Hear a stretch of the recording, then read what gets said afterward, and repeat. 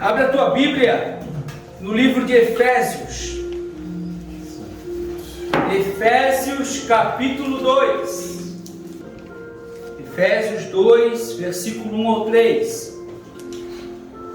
Diz assim a minha versão: antigamente vocês estavam mortos por causa dos seus pecados, seguiam a multidão e eram iguais a todos os outros, cheios de pecado e obedientes à ordem deste mundo e ao poderoso príncipe do poder do ar, que está operando agora mesmo no coração daqueles que vivem em desobediência ao Senhor. Todos nós costumávamos viver entre eles, manifestando pelas nossas vidas o mal que havia dentro de nós e fazendo todas as coisas ruins para as quais as nossas paixões ou os nossos maus pensamentos pudessem nos arrastar.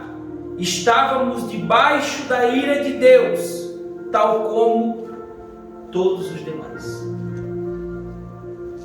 Amém? Amém. Quero falar com vocês hoje sobre a velha e a nova maneira de viver.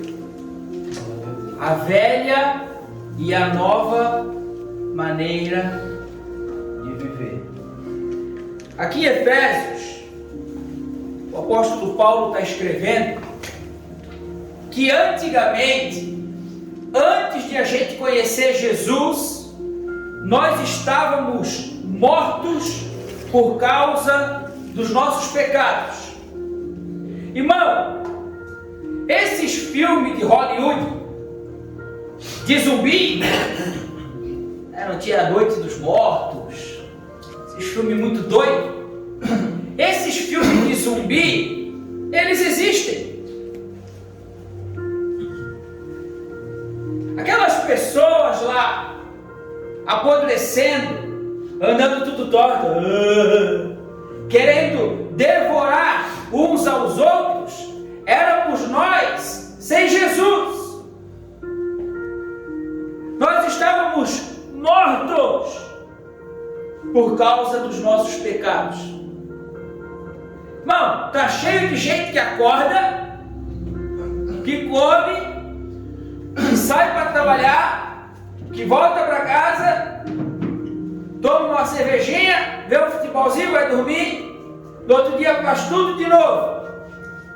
Essa pessoa, ela é um zumbi, porque ela está morta, mas ela vive, ela caminha, ela respira, ela fala, ela come, mas espiritualmente falando, ela é morta.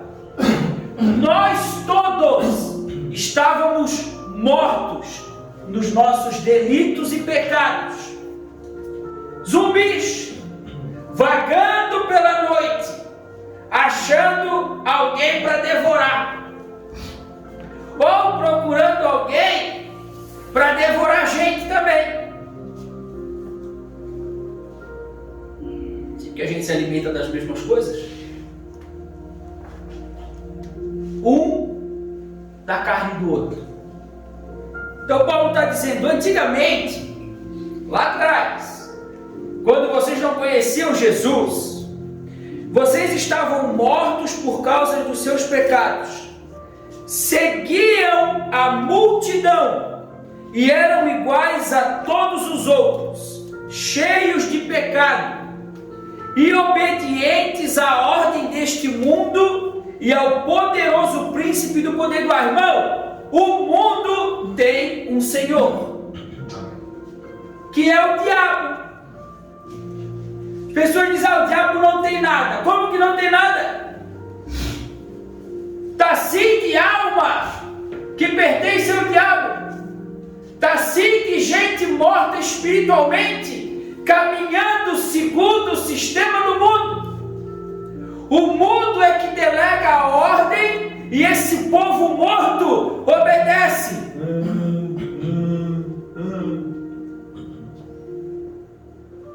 Seguiam a multidão e eram iguais a todos os outros. cheios de pecado e obedientes à ordem desse mundo e ao poderoso príncipe do poder do ar, que está operando agora mesmo, no coração daqueles que vivem em desobediência ao Senhor. Irmão, o mundo tem um senhor, que é o diabo. O sistema do mundo, ele é governado pelo diabo. É por isso que acontece tudo o que acontece. Na política, no judiciário, nos tribunais, na religião que não é a de Deus. E todas as pessoas que estão em desobediência ao Senhor, quem opera dentro delas é o espírito das trevas. O texto está dizendo que todas essas pessoas, que elas não se sujeitam a Deus, mas andam segundo os padrões do mundo, quem está operando nelas é esse príncipe do ar, é o espírito dele. Todos nós costumávamos viver entre eles, manifestando pelas nossas vidas o mal que havia dentro de nós e fazendo todas as coisas ruins para as quais as nossas paixões ou os nossos maus pensamentos pudessem nos arrastar. Então a gente andava com eles, a gente falava como eles, a gente se relacionava com as pessoas como eles. O interesse que a gente tinha era o interesse deles. Mas quando tu vive uma vida com o Senhor, a palavra de Deus diz que tu se torna santo. Não, Cris, ninguém é santo. Sabe o que significa a palavra santo? Significa separado. Quando tu não anda mais seguindo o padrão do mundo, tu és separado, tu és santo. O mundo caminha para a perdição. Tu te converteu nesse caminho e tu caminha para a salvação. Tu caminha contrário ao sistema do mundo. Estávamos debaixo da ira de Deus, tal como todos os demais. Esses nossos amigos, esses amigos que a gente tem, que estão perdidos, que estão vivendo debaixo desse governo espiritual das trevas, eles estão debaixo da ira de Deus, é o que o texto está dizendo. O Senhor não tem prazer neles.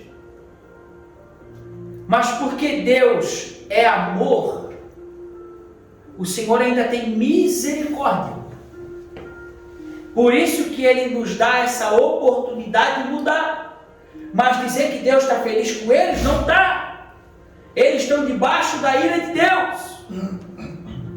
Só que a Bíblia diz que a ira de Deus não é a ira do homem, porque a ira do homem, ela é uma ira com pecado, e Deus não tem pecado. Deus não pode pecar. A Bíblia diz que os nossos lindos mantos de justiça, os nossos lindos atos de justiça, que para nós são louváveis e cheios de glória, para Deus não passa de um trapo de imundiça. Então aquilo que tu acha justo, Deus acha imundo. É verdade. Aquilo que tu acha justo e bonito, cheio de justiça própria, Deus acha imundo. Porque a justiça de Deus, ela é contrária à justiça do homem. Qual é a justiça de Deus? O menor é o maior. O servo é o líder. O último é o primeiro. A justiça de Deus, tu empresta e não cobra. A justiça de Deus é, tu apanha e oferece o outro lado da face. Mas para nós não.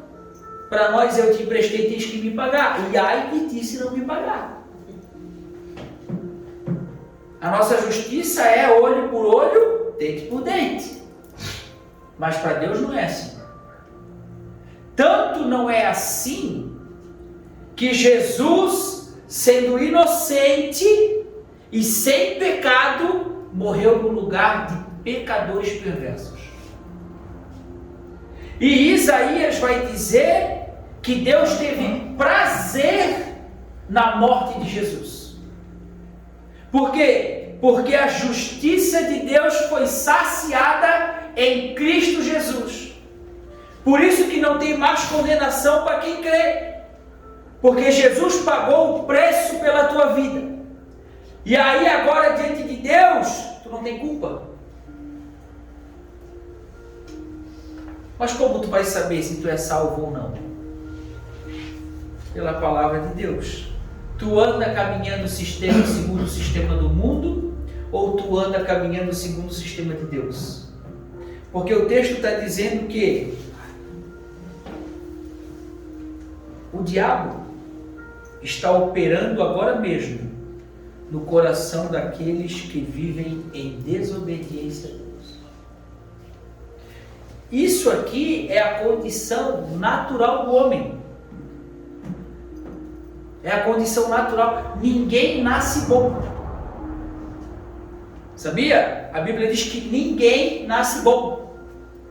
Todos pecaram e destituídos estão da glória de Deus. Até as crianças, está escrito na Bíblia que toda criança nasce rebelde e desobediente. E cabe aos pais discipliná-la com a varinha. Está escrito. Às vezes o teu filho é um bebezinho que não fala. Mas aí tu tira um negócio da mão dele, o que ele faz? Ele esperneia. Só vai parar quando tu dá. Tu pega ele no colo de tanto que ele chora. Por quê? Porque ele quer que faça a vontade dele. Aí o brinquedo está lá, ele não brinca. Mas chega uma criança diferente na casa e pega o brinquedo.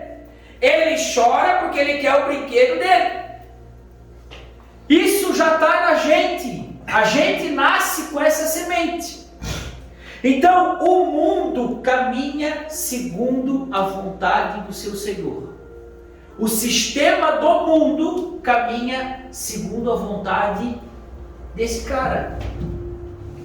O príncipe do ar. O príncipe do poder do ar. Romanos 8,5, não precisa abrir.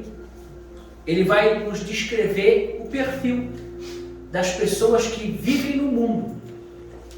Romanos 8,5. Aqueles que se deixam controlar por sua natureza humana vivem tão somente para agradar a si próprios. Mas aqueles que vivem de acordo com o Espírito constatam que têm a sua mente controlada pelo Espírito. Seguir o Espírito Santo conduz à vida e à paz, mas seguir a velha natureza leva à morte. Porque a velha natureza pecaminosa dentro de nós é inimiga de Deus.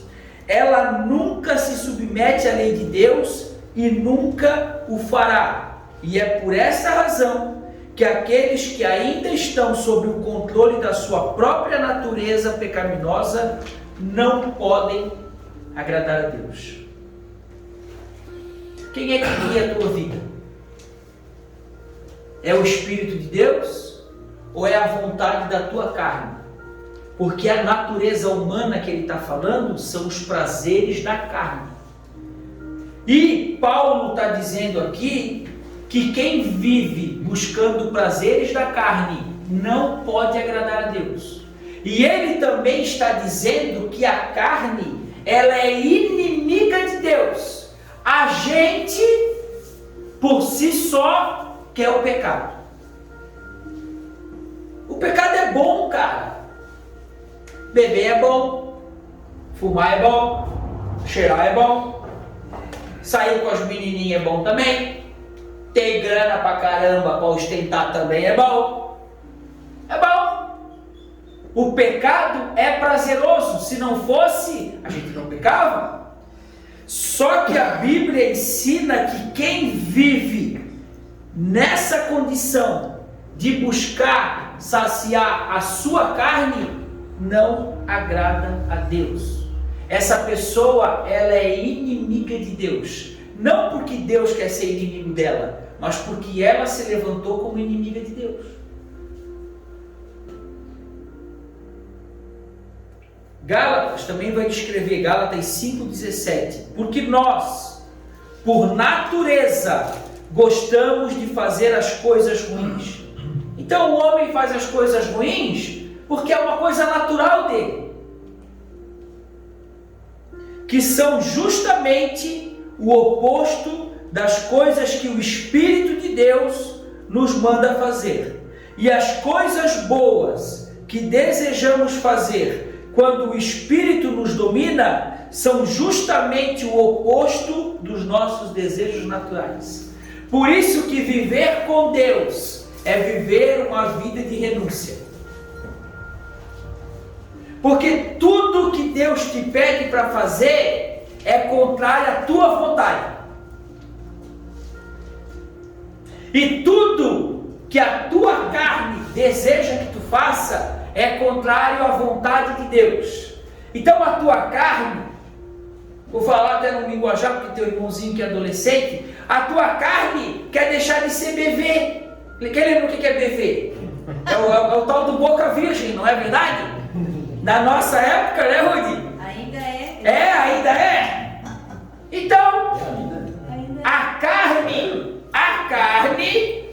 ela quer deixar de ser bebê. Só que tu quer deixar de ser bebê, tu quer trocar saliva com as pessoas, Deus não se agrada. Agora de ficar chupando língua assim sem ser casado, Deus não se agrada. É verdade? Mas é verdade, não estou falando nada demais. O Espírito de Deus, ele diz para ti te conservar puro, para tu esperar no Senhor. O Senhor vai mandar a varoa certa, vocês vão entrar em oração, vocês vão namorar, que nem o Naum está namorando. O Naum pediu a menina em namoro para o pai, ele sabe que o máximo é um selinho, e olhe lá, mãozinha dada, não tem nada de passar a mão para baixo da cintura. Tudo isso é vontade do Espírito. Mas a vontade do Espírito é contrária à vontade da carne. Por isso que a Bíblia diz que quem está na carne não agrada a Deus. Não agrada a Deus. E por isso que é uma vida de renúncia. Cara, é tão bom. Cara, quando tu viver, eu vou dizer para ti, quando tu viver, podendo dormir com a tua esposa toda noite, com a consciência limpa, que a senha do celular dela é a minha. E a minha é dela. Os meus filhos sabem a senha do meu celular e dela. Não tem essa história de Facebook bloqueado, Instagram bloqueado, WhatsApp. A minha senha é dela é a minha e ponto final. E o celular está ali, o dela está lá e não tem essa história. A minha vida é dela e a vida dela é minha. Então não tem segredo. Às vezes quando alguém fala alguma coisa para ela, que é muito difícil, né? Ela se comporta bem e o pessoal tem abertura. Mas se alguém falar alguma coisa para ela, ela já me conta. E se alguém falar alguma coisa para mim, eu já conto. E uma menininha me chamou lá e disse: oi, tudo bem? No Messenger, eu disse: oi, tudo bem? No que eu posso te servir? Ela disse: eu quero fazer amizade contigo, tu é um rapaz tão bonito. Ele tem uns 17 anos. Ela disse: me dá o teu WhatsApp. Eu digo: dou sim, querida. Aí passei o WhatsApp. Aí quando ela mandou mensagem lá, aí eu respondi pelo celular da Flávia: oi, que eu posso te ajudar? Sou a esposa do Christopher. A menina me bloqueou. Mas se fosse antigamente, quando andava segundo os rudimentos do mundo, mas não deixava passar. Nem eu. Nem eu. Não, deixava passar. Claro, ela sabia de tudo. Amém? Então é o seguinte, o mundo ele tem um padrão. O padrão do mundo não é o padrão de Deus. É o padrão desse espírito, desse demônio, que é o Satanás. E ele é tão astuto que ele aprisiona a gente. Como? Ele diz que tu tem que trabalhar 9, 12 horas por dia, que tu tem que ser consumista, que tu tem que ter as coisas que o mundo tem, que tu tem que trabalhar para isso, para aquilo outro, e o reino de Deus, ó, lá atrás. Ah não, hoje eu não vou buscar o Senhor, trabalhei demais, estou muito cansado. É assim que ele vai roubando a vida das pessoas. Quando ela se dá conta, a vida dela acabou, e o que ela produziu para Deus? Sim, porque tu vai chegar diante de Deus e Deus vai dizer quais são os frutos que tu tem para me apresentar. Não, Senhor, eu estudei, eu fiz faculdade, eu me formei, fui um grande médico, mestrado, doutorado, fiz 507 cirurgia, mas o que tu tens para me apresentar?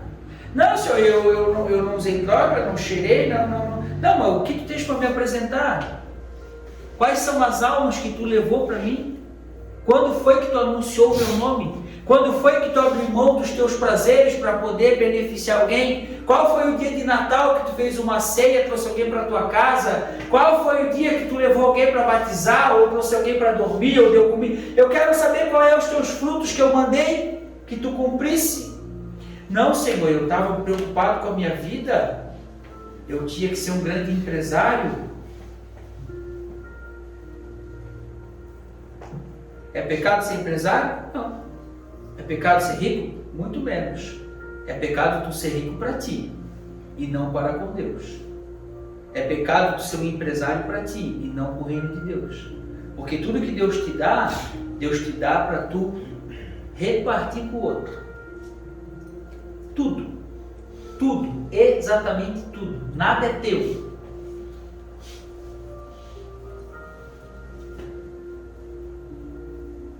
É por essa razão que aqueles que ainda estão sob o controle de sua própria natureza pecaminosa não podem agradar a Deus. Gálatas 5,17. Porque nós, por natureza, gostamos de fazer coisas ruins, que são justamente o oposto das coisas que o Espírito nos manda fazer. E as coisas boas que desejamos fazer quando o Espírito nos domina são justamente o oposto dos nossos desejos naturais. Gálatas 5,19. Ora, as obras da natureza humana, elas vão produzir o seguinte resultado em nós. Uma pessoa que está afastada de Deus, uma pessoa que vive segundo a vontade da sua carne, ela vai ter esse tipo de vida. Imoralidade sexual. O que é imoralidade sexual? É todo tipo de sexo fora de um casamento. Então, duas pessoas solteiras, elas têm relação sexual. Isso se chama fornicação. Esse tipo de relação sexual é abominável aos olhos de Deus. Ai, mas eu amo ela. Esse tipo de amor Deus despreza, porque é um pecado. Homossexualismo. Homem com homem, mulher com mulher, também não é aceitável diante de Deus. Adultério é uma pessoa que é casada e tem relação com outra pessoa. Deus também odeia o adultério. Fornicação,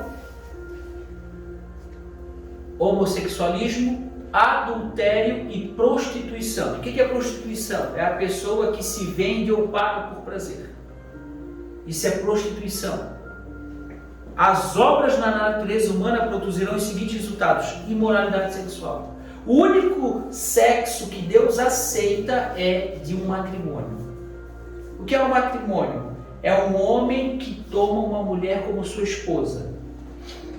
Vocês já escutaram que tudo que for ligado na terra é ligado no céu? Já leram isso na Bíblia?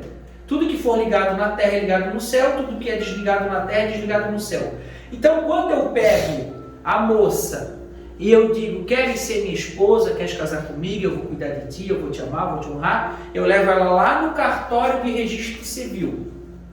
Quando o juiz de paz, ele assina a certidão de casamento, ele é a autoridade imposta por Deus para dizer quem está casado e quem não está casado. Não é nem o pastor, é o juiz. Então tu assinou diante dos homens que tu tomou ela como tua esposa. Então diante de Deus ela é tua esposa. Experimenta chegar na frente de um pastor ou de um padre ou do arcebispo e dizer, me divorcia. Ele vai dizer, eu não posso, eu sou padre, sou bispo, arcebispo, vai lá no cartório, é lá que vocês estão casados. Então, o único casamento que Deus, a única relação sexual que Deus aceita é o casamento. Escuta só. Imoralidade sexual, impureza. O que é impureza? Qualidade ou estado de impuro, poluição, ausência de limpeza, imundícia. Obras da natureza humana, imoralidade sexual e impureza. Eu gostei muito da ideia da poluição. É a ideia de ter alguma coisa limpa e tu misturar algo sujo. A gente tem se poluído com as coisas do mundo. Com a droga, com a bebida, com a imoralidade sexual, com a mentira, com a ganância, com a vaidade. Libertinagem. O que é libertinagem? É a ideia de uma pessoa que tem um perfil de relação sexual que ele é depravado. Isso é libertinagem. É aquelas coisas de querer, por exemplo, ir em casa de swing. Ou uma pessoa que se relaciona com animais. Essa é a ideia da libertinagem. Idolatria, que é igual feitiçaria. Para Deus, todo idólatra é um feiticeiro. É o texto da Bíblia, só tu ler. Gálatas capítulo 5, versículo 19 a 21. A obra da natureza humana produzirão os seguintes resultados: imoralidade sexual, impureza, libertinagem, idolatria, que é igual a feitiçaria, ódio e discórdia. Tu vive tendo treta com os outros? Tu vive brigando com as pessoas, cheio de ódio, discórdia? Obra da natureza humana. Ciúme e ira. Esforço constante para conseguir o melhor para si próprio. Uma pessoa que trabalha para ter o melhor para si, ela está cometendo pecado. Um dos primeiros versos que eu aprendi na Bíblia foi: aquele que roubava, não roube mais. Antes trabalhe com as suas próprias mãos para ter o suficiente para si e para repartir com o outro. A Bíblia não diz tu roubava, para de roubar, vai trabalhar, vagabundo. Não, a Bíblia diz tu roubava, para de roubar, vai trabalhar para conseguir o suficiente para ti e para ajudar o outro. O meu trabalho, ele precisa beneficiar alguém. Essa é a justiça de Deus. Mas o mundo diz, não, eu trabalho, ele não trabalha, ele que se lasque. É vagabundo, não quer trabalhar. Eu trabalhei, é meu mérito, é meu direito, eu trabalhei. A Bíblia não fala isso. Esforço constante para conseguir o melhor para si próprio. Queixas e críticas, só reclama. Nada tá bom. Vive reclamando. Dissensões e facções. Eu gosto da ideia da facção. A ideia da facção, para mim aqui olhando, eu que entendo, fala diretamente a religiosidade. Por quê? Porque facção é dois grupos distintos, PCC e Comando Vermelho, que lutam pelo mesmo propósito, domínio do tráfico, mas são rivais entre si. A causa de vocês é a mesma, só que vocês são inimigos. Isso é facção. Trazendo para a religião, é católico e evangélico. Lutam pelo mesmo propósito, que seria levar as pessoas a Deus, mas são inimigos. Assembleia de Deus e presbiteriana, pentecostal e reformado, lutam pelo mesmo propósito, mas são inimigos. Isso é pecado de facção. Os fariseus e os saduceus. Quem vive nesse tipo de vida religiosa não é do reino de Deus. Inveja embriaguez, orgias e toda essa espécie de coisas. Vou lhes dizer novamente, como já fiz antes, que todo aquele que levar esse tipo de vida não herdará o reino de Deus. Gálatas. 1 Coríntios 6:9.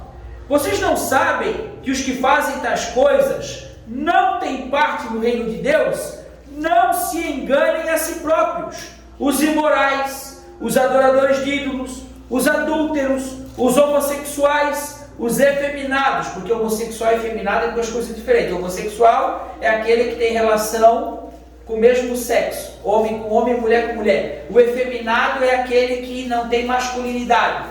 Já viu aquele? Ai, não tem?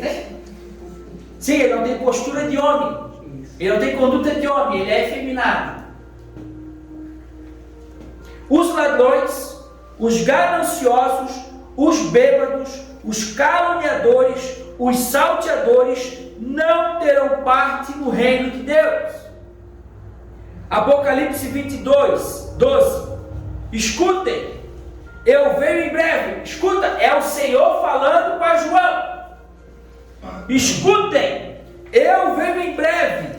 A minha recompensa está comigo para retribuir a cada um de acordo com as obras que praticou. Eu sou o Alfa, eu sou o Ômega, o primeiro e o último, o princípio e o fim. Felizes todos os que lavam as suas vestes, para terem o direito de comer do fruto da árvore da vida e de entrar pelos portões da cidade, do reino de Deus, do céu.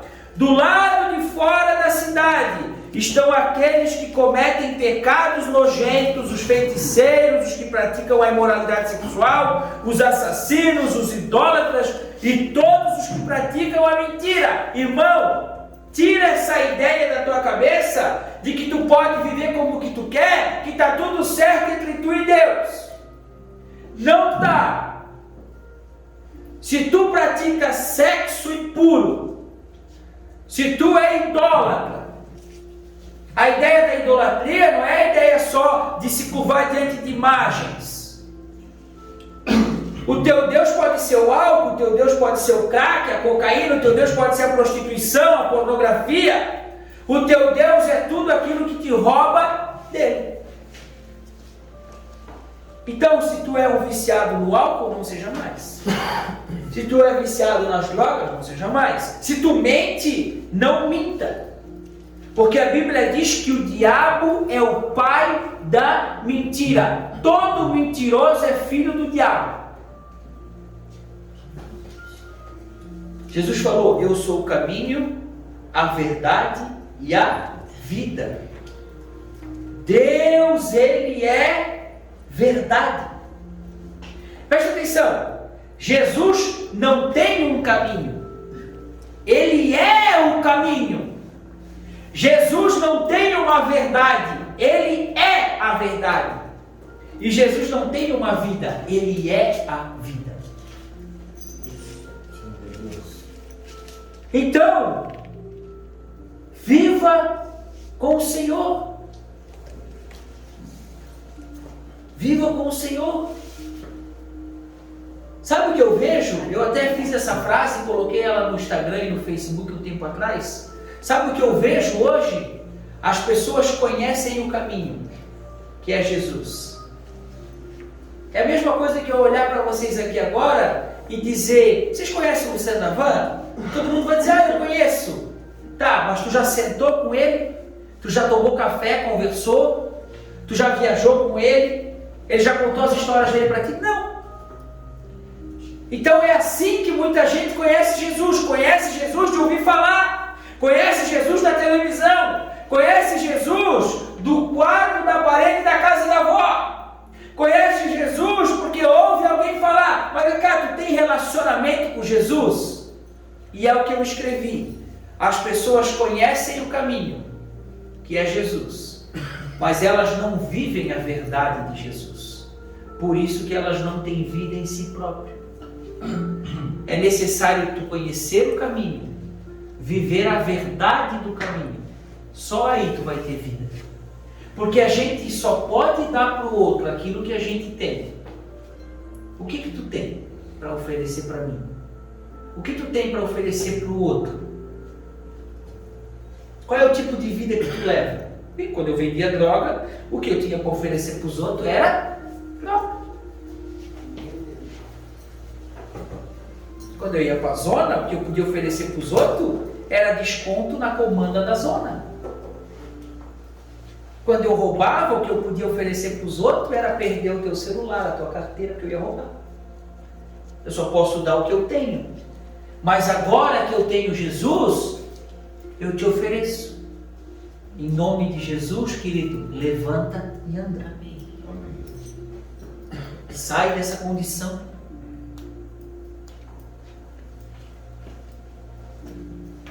Esse perfil de pessoas que eu li aqui até agora são as pessoas que não vão herdar o reino.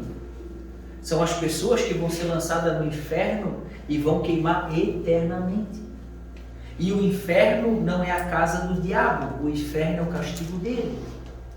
Não pensa que tu vai estar queimando no inferno e o diabo vai estar lá metendo um negócio no teu bumbum, vai estar dando tapa em ti, te chicoteando. Não, isso seria um paraíso para o diabo. Porque tudo que ele quer é ferrar com a gente. O inferno é o castigo dele. A Bíblia diz que o inferno foi criado para ele. O inferno hoje não tem ninguém lá ainda. As pessoas estão num lugar chamado Hades, que é o mundo dos mortos. Elas estão lá esperando o seu julgamento, sabendo que elas foram condenadas. Quem morreu com o Senhor está num lugar chamado Seio de Abraão. Ele está na presença de Deus, só que ele ainda não é completo. Por quê? Porque o corpo dele precisa ressuscitar como o corpo de Cristo. Essa é a promessa, vocês terão um corpo glorificado. O diabo, ele é o primeiro a ser lançado no inferno, só que ele é Apocalipse. Ele vai ser o primeiro a ser lançado lá. Depois o anticristo, o falso profeta, depois os ímpios e por último o Hades e a morte. A morte é o último inimigo a ser vencido. Está escrito em 1 Coríntios capítulo 15, é só tu ler lá. Então, essas pessoas que fazem isso, que não se arrependeram, que não mudaram de rumo, elas vão todas para o inferno. E elas vão queimar eternamente. Esse é o castigo. E é real, tá?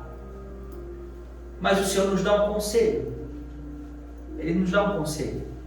Colossenses 3,5. Portanto, fora com as coisas pecaminosas e terrenas, a imoralidade sexual, a impureza, a paixão, os desejos vergonhosos e a ganância, pois ela é idolatria. A ira terrível de Deus está sobre aqueles que vivem em desobediência. O conselho de Deus para mim e para ti é: sai dessa, sai fora, aproveita a oportunidade que eu estou te dando. Porque o texto seguinte que eu coloquei aqui é Mateus 11:28. Jesus está dizendo: venha a mim, todos vocês que estão cansados e sobrecarregados, e eu lhes darei descanso. Levem o meu jugo e deixem que eu lhes ensine, porque eu sou manso e humilde de coração, e vocês acharão descanso para as suas almas, pois o meu jugo é suave e o meu ensino é leve. Irmão, o Senhor está chamando: vinde a mim, vós que estáis cansados e oprimidos, eu vos aliviarei. Cara, tu estás cansado dessa vida, tu estás cansado dessa escravidão, estás cansado dessa prisão, desse sofrimento, estás cansado de ti mesmo. Vem a mim. Vem a mim. Traz toda essa carga aí para mim. Glória a Deus. Troca comigo, me dá toda essa carga ruim e eu coloco sobre a tua vida o meu jugo. Ele é leve, ele é suave, ele te traz paz, descanso. Glória a Deus. Efésios 4:21. Se realmente vocês ouviram a sua voz, a voz do Senhor, e aprenderam de Jesus as verdades relacionadas a Ele, então desfaçam-se dessa velha maneira de viver. A velha natureza que era parceira nos seus maus caminhos, completamente corrompida, cheia de imoralidade e engano. Agora as suas atitudes e os seus pensamentos devem ser constantemente renovados. Sim, vocês devem revestir-se do novo ser, criado por Deus, que é parecido com a sua natureza, santa e justa, proveniente da verdade. Uma vez que tu escuta o chamado de Deus, que tu ouve de verdade, o que Ele está dizendo é: deixa essa vida para lá, essa vida de pecado, essa vida de imoralidade, e agora vem viver uma vida nova no Senhor. Deixa a tua mente ser renovada dia após dia. Deixa o Senhor mudar os teus sentimentos. Se revistam de uma nova criatura, que é o que a Bíblia diz, que a gente precisa ser transformado num novo homem. Lembra que eu falei no começo? O mundo, ele está morto. Quando eu digo mundo, eu estou dizendo a humanidade que caminha segundo os padrões do mundo, segundo os padrões do príncipe do ar, do inferno. Está todo mundo morto. Todo mundo morto nos seus pecados, nos seus desejos. Está todo mundo morto. Aí Jesus, Ele te dá um conselho. Cara, vem a mim. Vem a mim. Só eu posso transformar a tua vida. Só eu posso mudar essa condição. É só em mim que vocês encontram a verdadeira vida. E aí acontece o que Jesus falou para Nicodemos, João 3,3. Jesus respondeu: verdadeiramente digo-lhes isto, se alguém não nascer de novo, nunca poderá ver o reino de Deus. Nascer de novo? Exclamou Nicodemos. O que o Senhor quer dizer? Como pode um homem velho voltar ao ventre da mãe e nascer outra vez? Jesus respondeu: o que eu lhe estou dizendo é verdade. Se alguém não nascer da água e do Espírito, não pode entrar no reino de Deus. Irmão, nascer da água não tem nada a ver com batismo infantil. Isso nem é bíblico. O que é bíblico é o batismo por como é que fala? Eu não sei falar. Imersão. É que a minha língua é presa, vocês já perceberam? Imersão. Eu troco o R pelo L. Então tem palavra que é meio difícil para mim. Imersão. Tu vive aquela vida do mundo. Aí a palavra de Deus, ela entra na tua mente. O Espírito de Deus começa a te convencer. E tu diz: cara, eu preciso nascer de novo. Eu preciso sepultar aquele velho homem.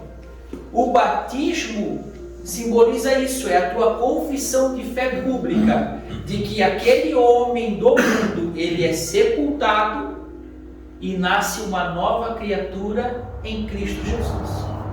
E é isso que Jesus falou para Nicodemos. É necessário que o homem nasça de novo.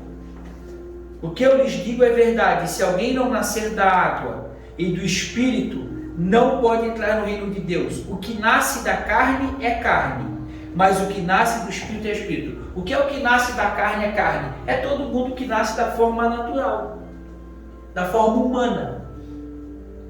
Eu, tenho até a tatuagem, eu nasci espiritualmente no dia 25 de setembro de 2014.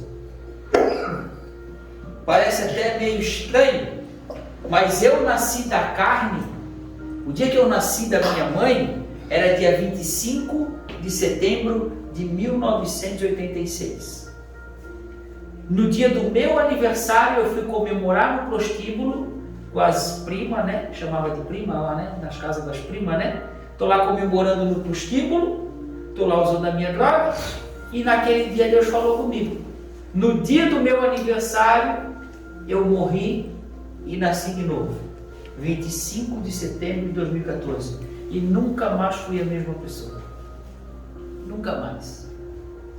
Quem nasce da carne é carne, mas quem nasce do Espírito é Espírito. Hoje eu sou guiado pelas coisas do Espírito, não mais pelas coisas da carne. Quem conduz a minha vida é o Espírito de Deus. Por isso que eu não volto a fazer o que eu fazia. Portanto, não se admire da minha declaração de que é preciso nascer de novo. 2 Coríntios 5,17. Quando alguém está em Cristo, torna-se uma pessoa totalmente nova por dentro. Ou aquele que está em Cristo é nova criatura. Mas eu gosto mais dessa versão que diz: quando alguém está em Cristo, torna-se uma pessoa totalmente nova por dentro.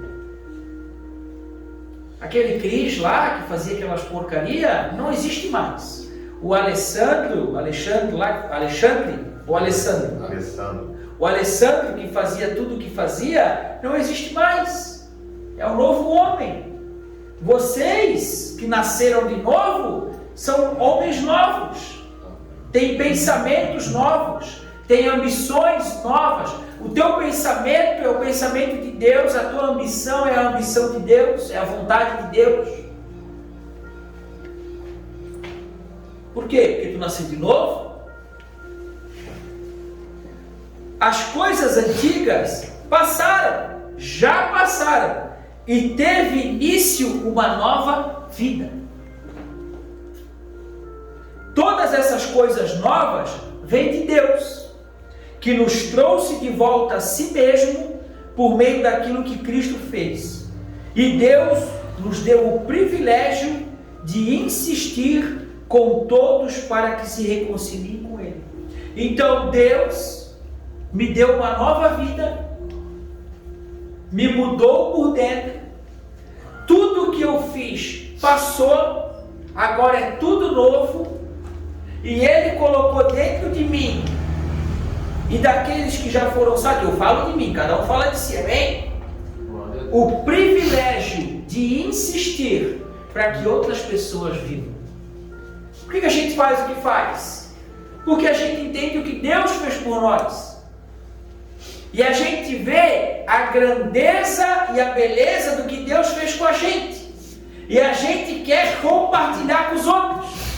Tipo assim, cara, eu quero que tu viva o que eu vivi. Eu quero que tu sinta o que eu sinto. Eu quero que tu veja como a gente vê. Eu quero que a tua vida seja transformada como as nossas vidas foram transformadas. Nada além disso, cara. Eu não estou aqui pedindo dinheiro de ti, nem de ti, nem de... Não estou aqui pedindo nada para ninguém. Estou aqui porque eu quero que vocês sejam transformados e possam viver essa vida nova. 1 João 3,9. A pessoa que nasceu na família de Deus não faz do pecado um hábito, porque agora a vida de Deus está nela e, portanto, ela não pode continuar pecando, pois essa vida nova nasceu dentro dela e a domina. Ela nasceu de Deus. Por isso que se conhece a árvore pelo fruto.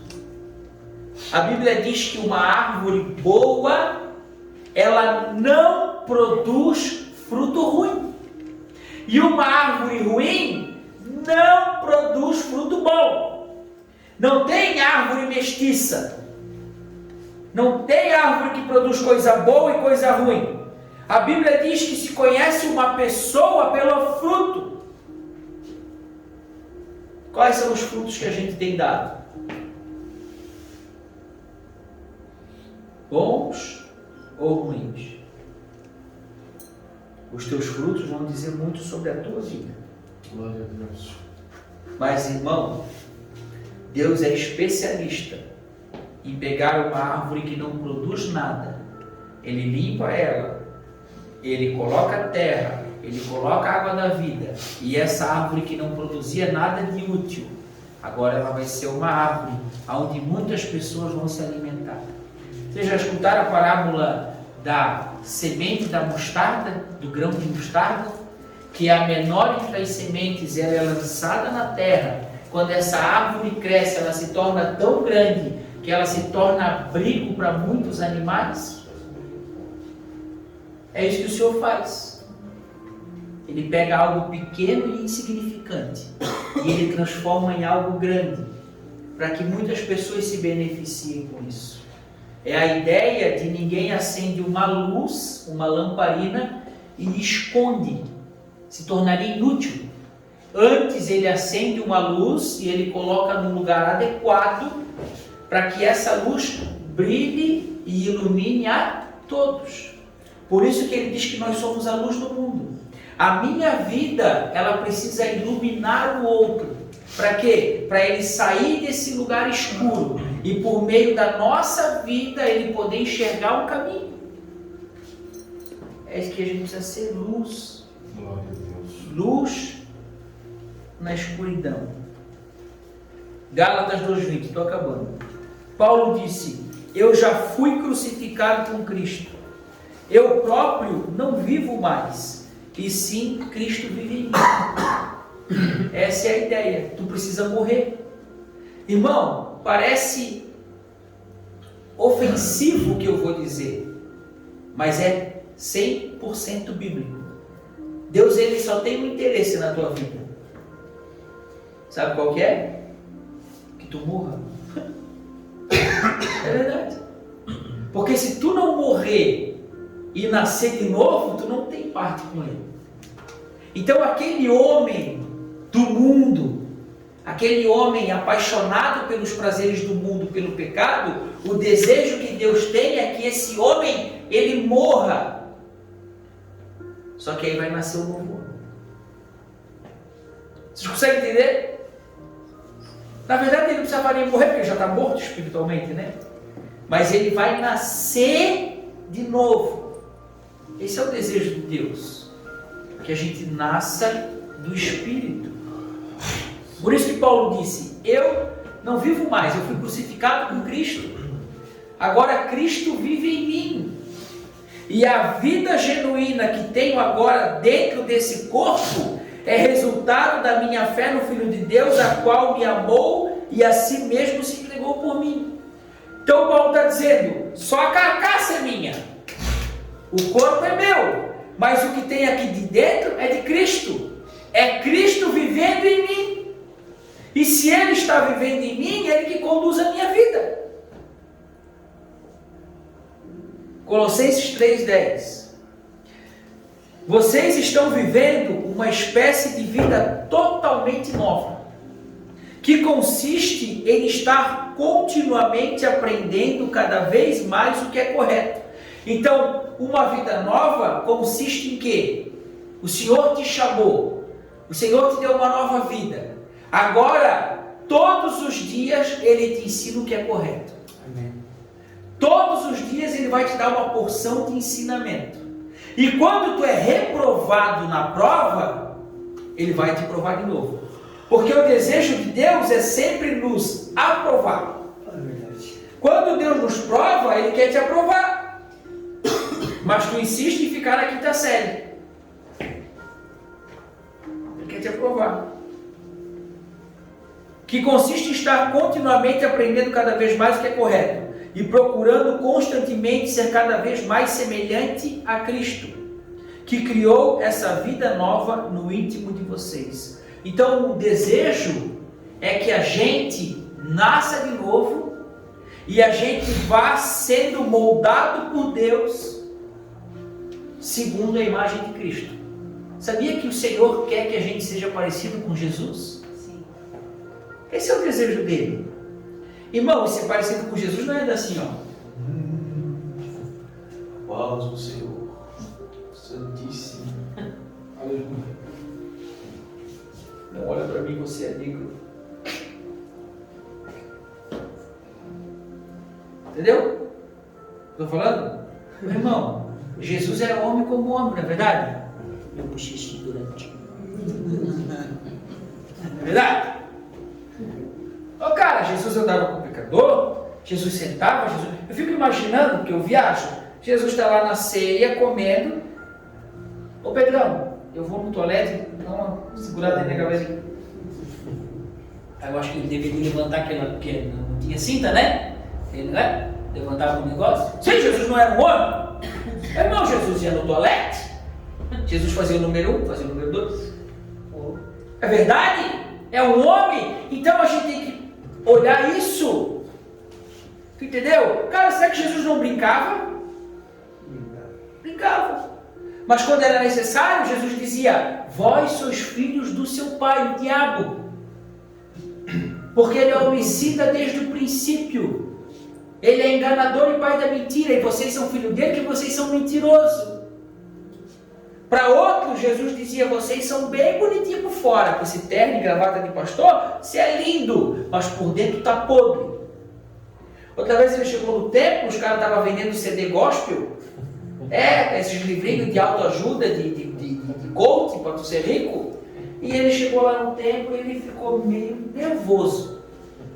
E a Bíblia diz que ele pegou umas cordas e ele começou a entrelaçar elas e ele fez um chicote. Se fosse hoje, Jesus cometeu um crime premeditado, porque ele sabia o que ia fazer. Ele estava olhando para os cambistas e ele estava amarrando a corda, como está escrito. E o texto vai dizer que ele pegou a corda e ele saiu ripando, irmão. A mesa ele jogou para cima, chutou a cadeira, soltou as pombinhas, bateu na boca da cabritinha para ela fugir, e ele veio daquilo, quebrou tudo, todo mundo saiu correndo. Meu, ele está endemoniado, esse cara está endemoniado, repreende ele. No final ele diz: com que autoridade tu faz isso? Ele diz: com que autoridade? Destruam esse santuário e eu reconstruirei em 3 dias. Como assim? Nossos antepassados demoraram 40 anos para fazer o templo. Aí está escrito lá assim, ó, o santuário a qual ele estava falando era o seu corpo. Sabe o que eu aprendo aqui, irmãos? O santuário da igreja é o corpo de Cristo. O santuário da igreja é o corpo de Cristo. Sabe o que é a igreja? Igreja é isso aqui, ó. Nós 3 reunidos em nome de Jesus. Tu vem na minha casa tomar um café comigo, ele também vem. A gente come um pãozinho, queijo e presunto, bate um papo. Aí começamos a falar do evangelho. Vamos lá, damos uma lida, damos uma orada. Daqui a pouco vamos dar uma volta, vamos evangelizar e vamos. Isso é igreja. Isso aqui não é nada. Irmão, eu posso sair daqui mês que vem, chegar um cara aqui, aluga essa casa e transforma numa casa de massagem. Hoje a gente está aqui cantando, dando glória a Deus. Daqui 60 dias tem um cara pegando uma mulher nesse quarto, outro pegando uma mulher naquele, outro pegando uma mulher naquele. E aí? Ai, mas era a casa de Deus. Que casa de Deus? Cadê Deus? Sou eu, é tu, cara. Sou eu que tenho o Espírito, é tu que tem o Espírito. O problema é que o mundo é religioso e a ótica do mundo é a religião. E aí sabe o que eles fazem? Eles pegam o dinheiro da igreja, que seria para ajudar as pessoas, e eles constroem esses templos magníficos, com aquele estelão, coisa mais linda do mundo, e eles batem no peito e dizem: ha, ha, ha, nós somos uma igreja rica. Aí Deus diz lá em Apocalipse: tu, que se acha rica, adornada, abastada, que não falta nada, eu te digo que tu é pobre, miserável e nua. E meu conselho para ti é que tu te arrependa e compra de mim ouro refinado, lave as tuas vestes, colírio para tu chegar melhor. Aí tem aquela igrejinha, aquela comunidade dos irmãozinhos, que é bem pobre, mas um se preocupa com o outro, um divide com o outro, é perseguida. As pessoas dizem: eles são pobres porque não tem Deus, porque Deus não deixa ninguém passar fome. Isso é outra balela do Satanás. Aí para essa igreja o Senhor fala assim: ó, conheça as tuas dificuldades. Eu sei que tu és pobre, mas tu és rica, porque tu tens se conservado fiel. Então tu olha para a vida de alguém que está na igreja, que tem um monte de dinheiro, cuidado, porque a ótica de Deus não é igual a nossa. Nem sempre o mais rico é mais amigo de Deus. Às vezes aquele que passa mais dificuldade, ele é faixa do Senhor. E aquele que está lá cheio de grana, o Senhor já virou as costas para ele, faz, tem. E ele dá glória a Deus, aleluia. E desculpa, ele vai para o inferno com todo o dinheiro que Deus deu para ele. Sabe por quê? Porque o Senhor deu para ele e o Senhor pediu de volta e ele disse: não, é meu, é meu. Não, me devolve? Não, é meu. Aí Jesus ai dos ricos. Como é difícil para eles entrar no reino, porque eles amaram mais o dinheiro do que a mim. Então, Ele tem uma vida nova para nós.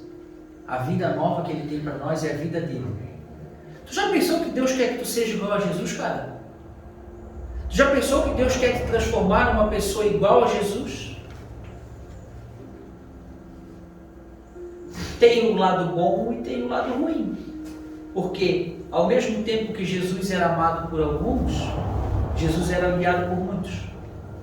Porque a palavra de Jesus, que era uma palavra de amor, também era uma palavra de repreensão. E a palavra de Jesus para o mundo era essa que a gente leu aqui. Saia desse sistema. Aí sabe o que o mundo fez? O mundo disse: vamos matar ele, porque ele está atrapalhando nossos negócios. Porque quem matou Jesus, irmão, a gente até conversou um dia eu e o Rudy ali na cozinha, e eu quero esclarecer aqui que a gente conversou bem um pouquinho. Quem matou Jesus não foi Pilatos. Vocês sabem da história. Pilatos, ele não queria crucificar Jesus. Quem já leu? Ele não queria. Ele ofereceu Barrabás. Quem matou Jesus foi os líderes do Sinédrio. A religião que pregava a palavra de Deus não reconheceu o Filho de Deus. E quando ele disse: eu sou o Filho de Deus, eles falaram: isso é heresia, é blasfêmia. Quem pagou as 30 moedas de prata para Judas foi a religião.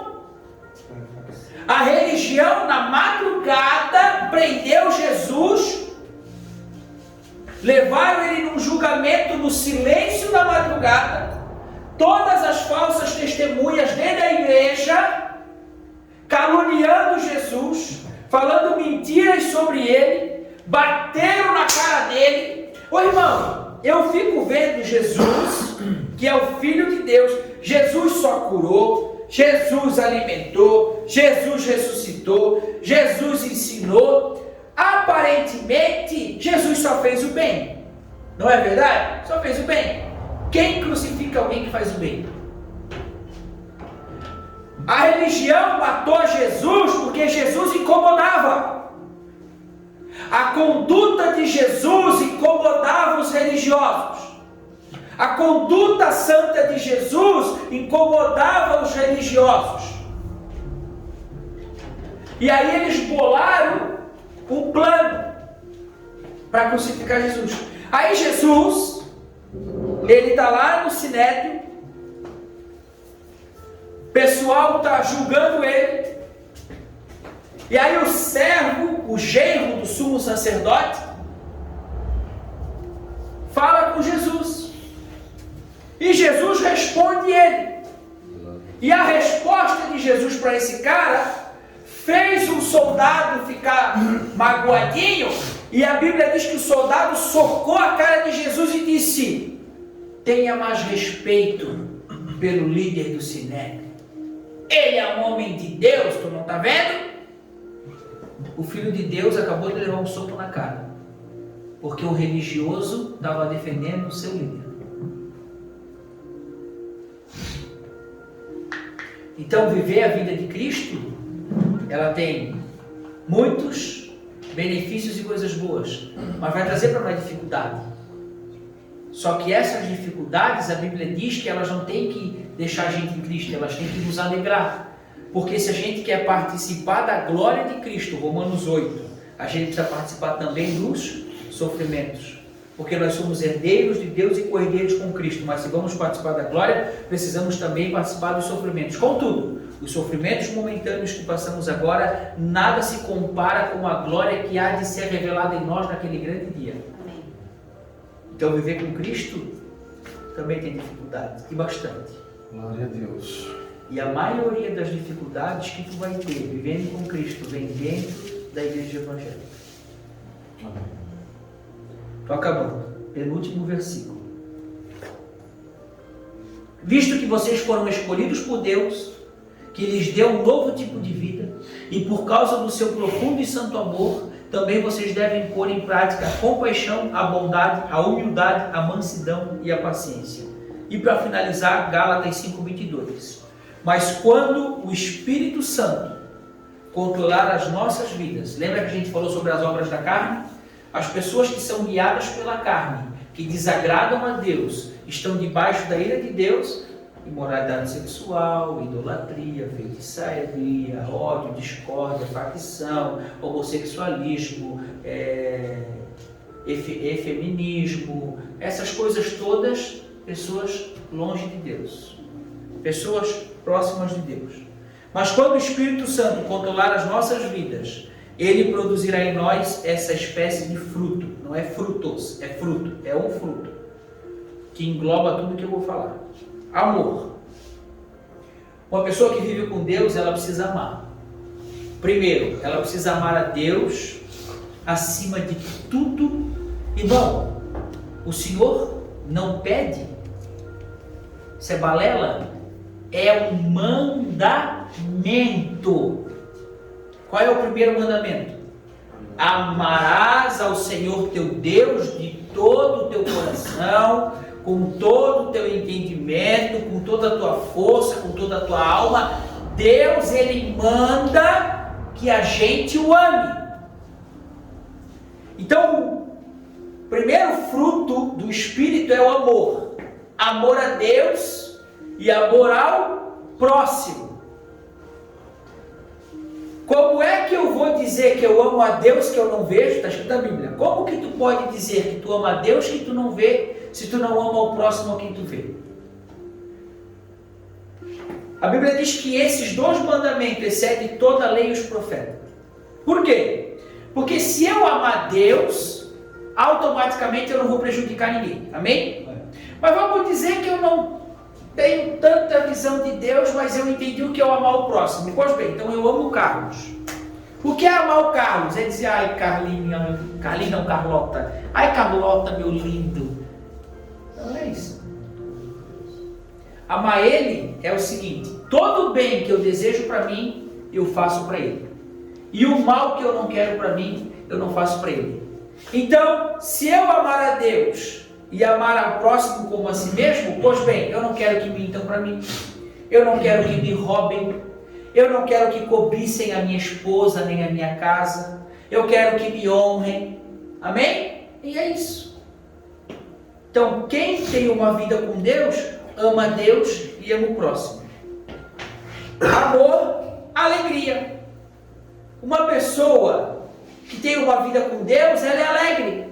Porque a Bíblia diz que a alegria do Senhor é a nossa força. Pode ficar chateado uma vez ou outra? Pode. Mas a tua vida é uma vida de alegria, de satisfação. Paz.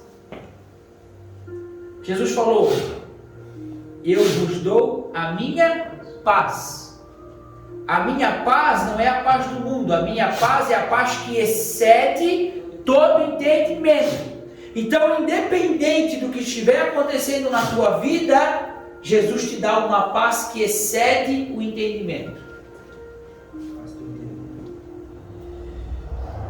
Paciência. Produzirá em nós essa espécie de fruto: amor, alegria, paz, paciência. Aí a gente fala, né? Esperei com paciência pela ajuda do Senhor. Ele se inclinou e ouviu o meu clamor. Irmão, paciência, fruto do Espírito. Aprende a esperar em Deus.